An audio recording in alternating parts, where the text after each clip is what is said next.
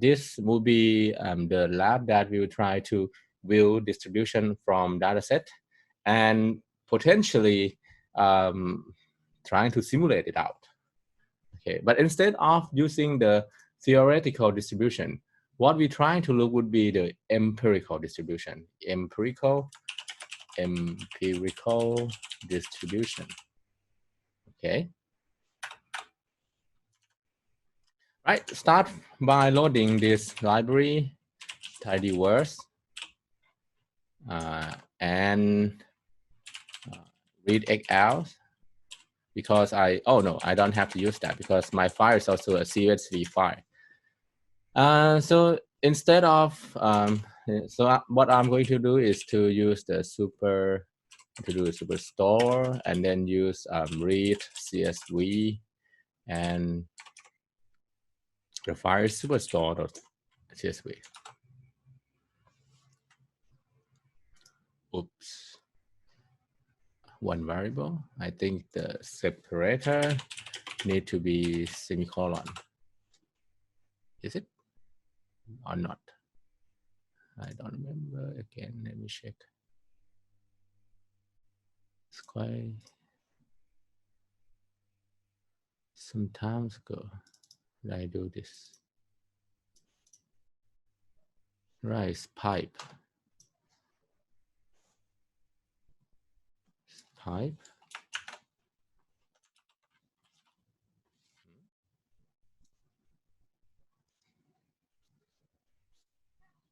Oh, there's no sep, it's delimiter.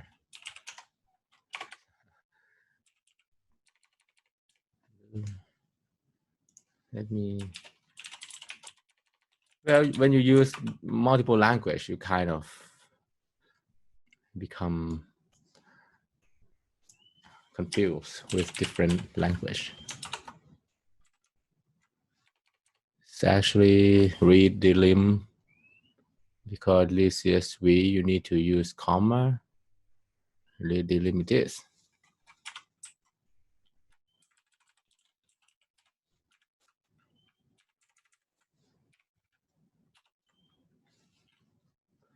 Okay, now I have this superstore dataset loading in.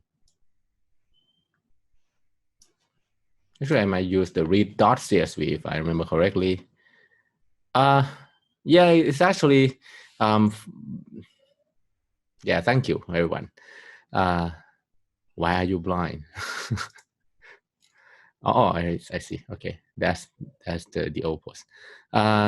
Read.csv is the base CSV usable. Definitely, I can use this read.csv instead. In tidyverse, there is the read_csv, which you need comma to do that, or read delim. Not a lot of read, right? So they work the same ways. Different would be read in tidyverse will convert some of the data into the date data set instead of factor, and the authors would be character instead of factors.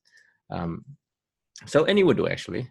What I did was to read this in. So and what I'm going to do next is to group them by order date. If you follow the slide, group them by order date and then summarize the number of time or number of order that happen each day. So I want to know the daily order, and then looking at the distribution of the daily order. So I will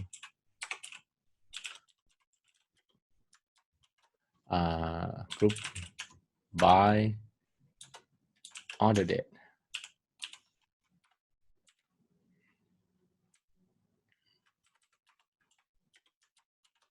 And summarize the number of time it happened.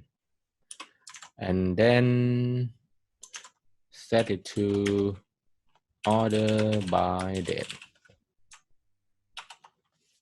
And when I take a look down, exactly I'm looking at this one. Order by date, right? Order by date is the order by date. It's a data frame containing a number of order for each day. Right. This is actually okay, although well, you got the order on each day. Next would be to view it in order to understand the distribution of the number of order that can come each day. If you want to create a simulation of your store, then you can use this data to make projection on the prospect future that might happen. You can use this data to create games, create simulations, do all of the things to do estimation here. So let's use ggplot, and then add the geom histogram and use a static of x equal n. Yeah, equal black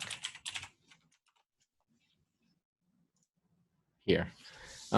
This distribution show you that most of and you know, right, why this happens. You remember, it happens because of the stretch is not enough, so kind of the 2 day combining with one another, but not the others.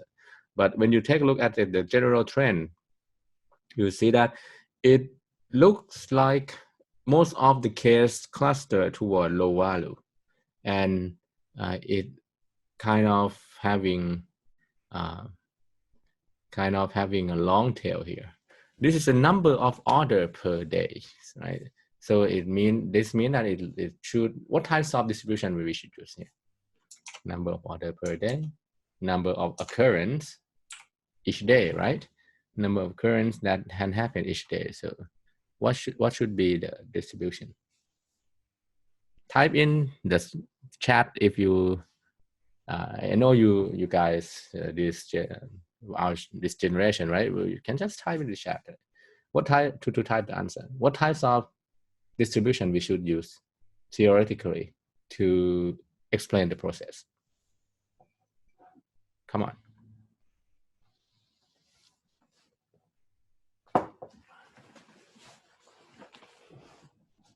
The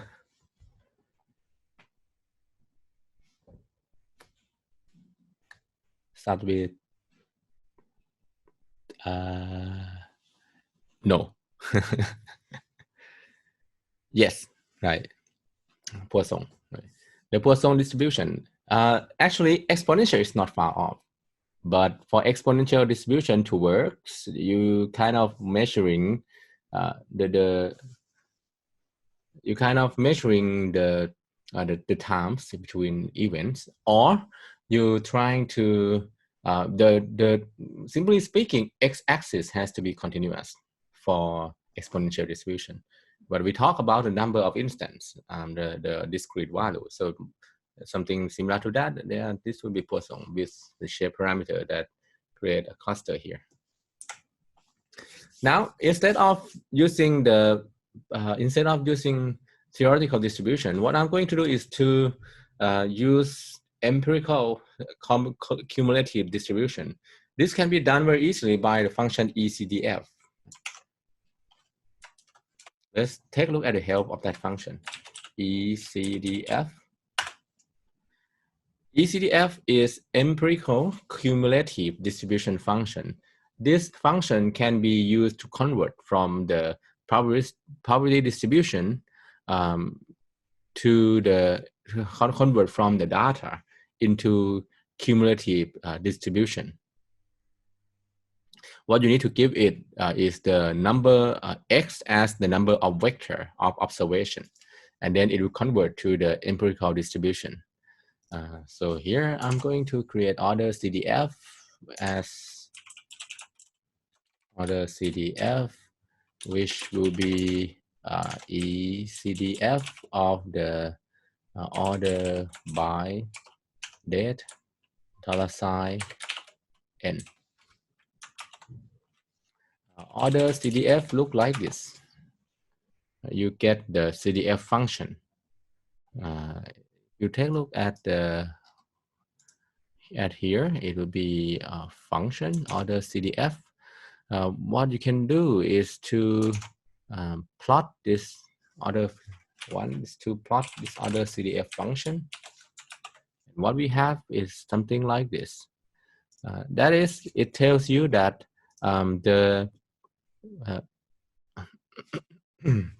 so most of the at 40% here, right? Zoom it in. I have a question. When I click the zoom, it will pop up another window, plot zoom. Do you see the plot zoom? No. All right. So I need to explain it here. Because I did not share the screen per se, I share the application, the windows. So I suppose you don't see the other windows that I use, which is good when I kind of have to look at another slide or others. But well, if I click zoom, then you will not see that. So let's take a look at it here. So here you can see that at 0.4, 40%, the value is about 5. That means about 40% of the cases would have the order less than 5 here. And the thing that we can do next is to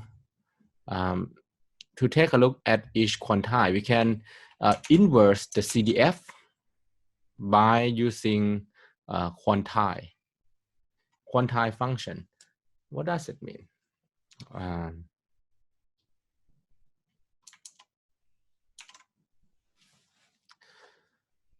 So in the quantile function, so for order CDF, if I use order CDF and say the value 10, I get the probability at 0.71, right? 0.71 means that there are at 10, there are 71 or 70% of cases that are lower than 10.